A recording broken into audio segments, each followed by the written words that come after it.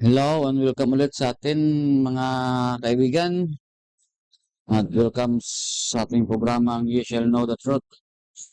At ito po si Erwin Silva, ang inyong lingkod. At ngayon naman po mga kaibigan, atin pong tatalakayin ang another Revelation, chapter 18 po, 17 and 18. Atin naman bigyang emphasize yung Kings of the Earth po dito.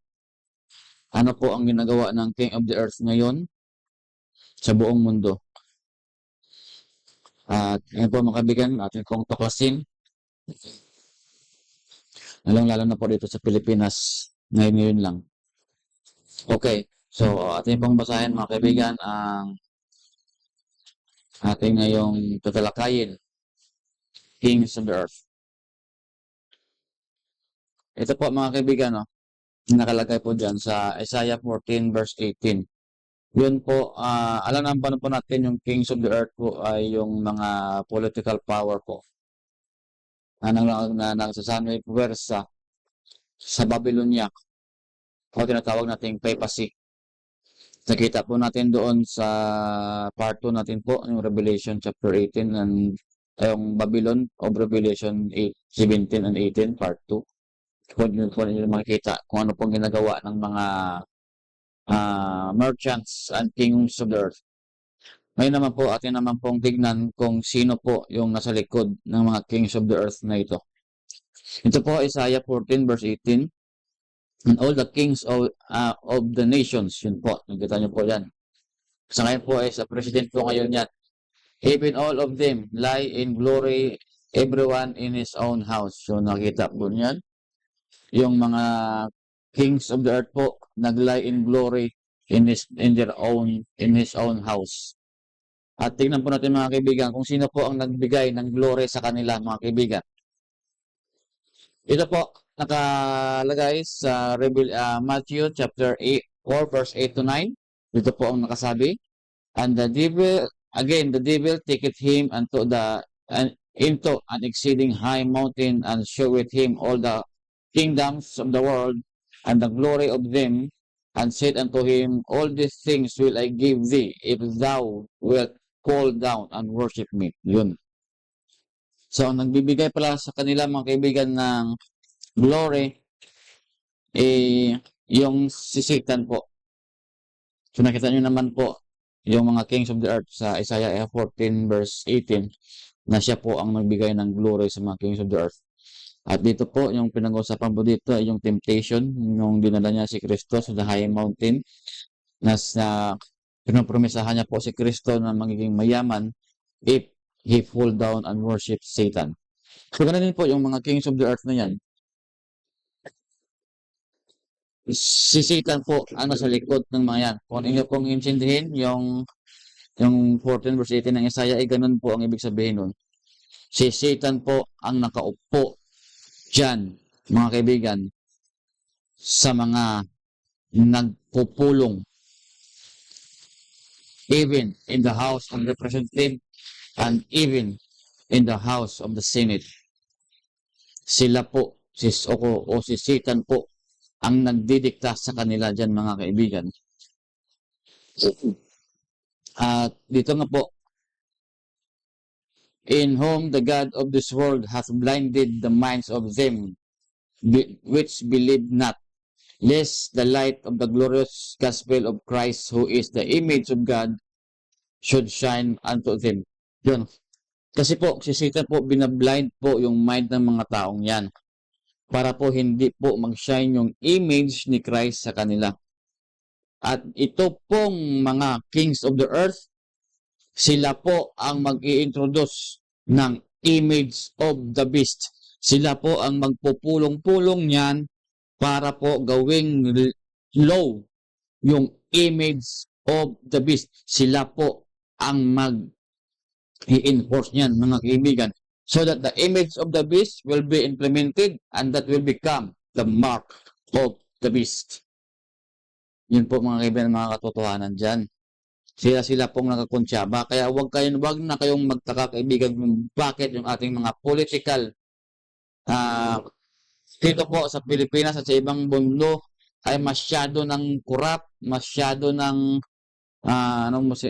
masyado ng magulo kasi po si Satan po ang nasa likod niyan. It's sad to say, magagalit lang sila sa akin. Pero yun po ang katotohanan. Binubuksan po ng Biblia ang katotohanan na wala pong matitino dyan sa loob ng Senate at sa loob ng Kongreso.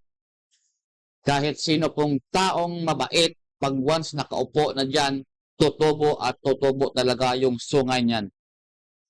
Eh sabihin naman nila, nasa Biblia nga, Proverbs chapter 29 verse 2, hindi lahat ng tao dyan ay masama. Kasi ito po yung sinasabi nila. Ginagamit po ito ng slogan ng mga politiko. Ay, ito pong sabi, when the righteous are in authority, the people rejoice. Yun po ang ginagamit nilang slogan pag sila po ay nangangampanya. But when the weak beareth rule, the people mourn. Sasabihin nila, mayroon naman palang righteous dyan eh. So ano ba ang mangyayari sa righteous? If the righteous stand for the right, ano ba ang mangyayari sa righteous?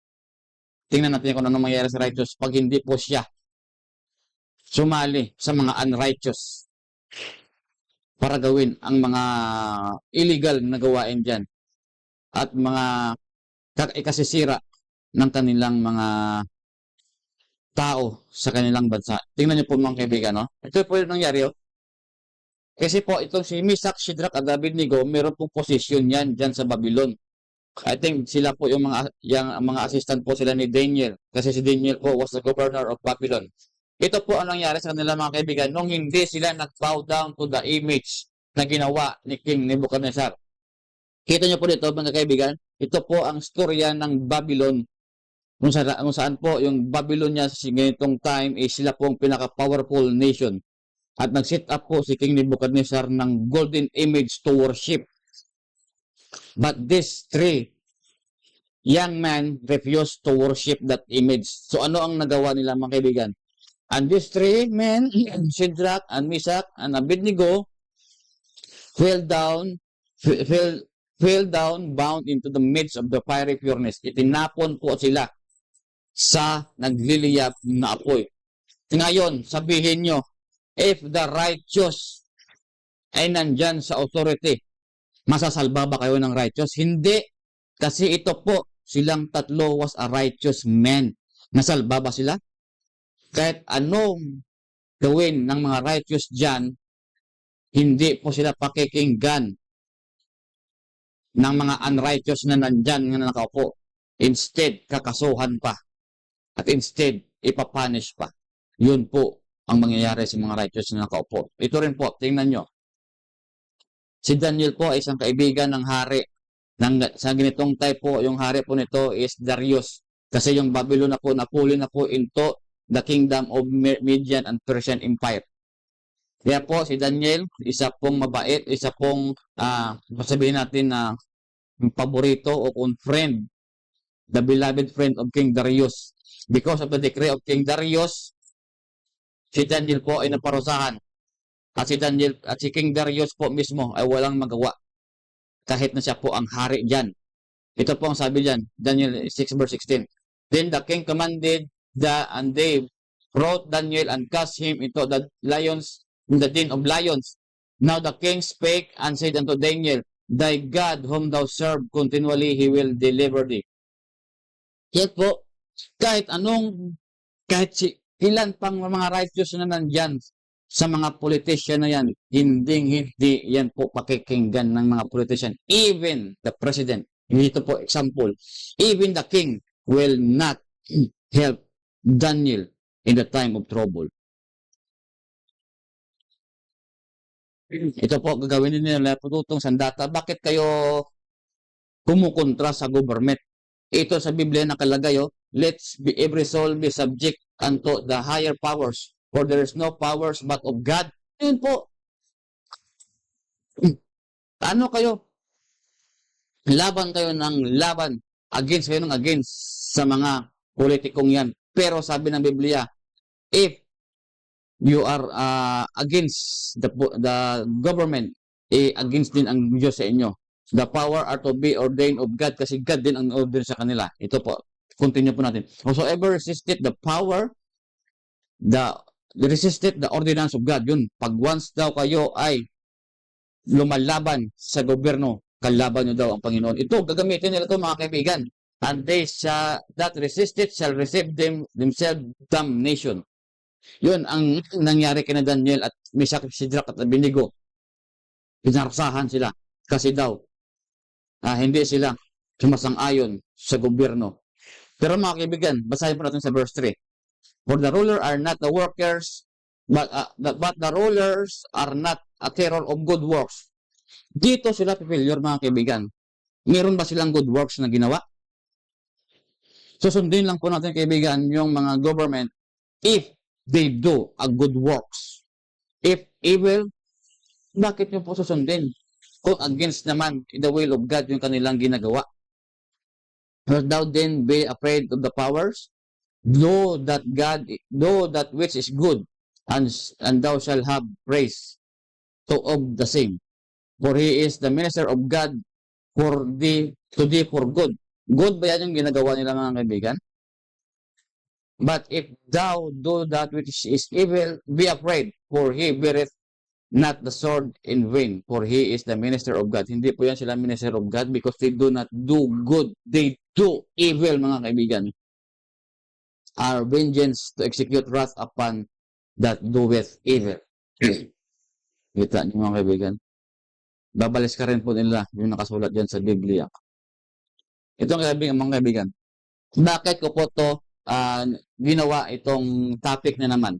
Kasi ito po mga kaibigan, kayo na po ang mag-judge kung they are too good in you and in your loved ones, especially on your daughters and sons. Ito po yung ginagawa nila. In the House of Representatives, Martin Romualdez was the principal author of House Bill 6452 along with many other representatives. Ano po ang ginagawa nila mga kaibigan? To introduce vaccine. Ito po nakalagay Marcos Sign, Virology and Vaccine Institute of the Philippines Act. Kaninang umaga pagising ko mga kaibigan, pagtingin ko sa Facebook, ito ang lumabas. Kaya gumawa ako ng video ito na wala talagang righteous na nakaupo dyan.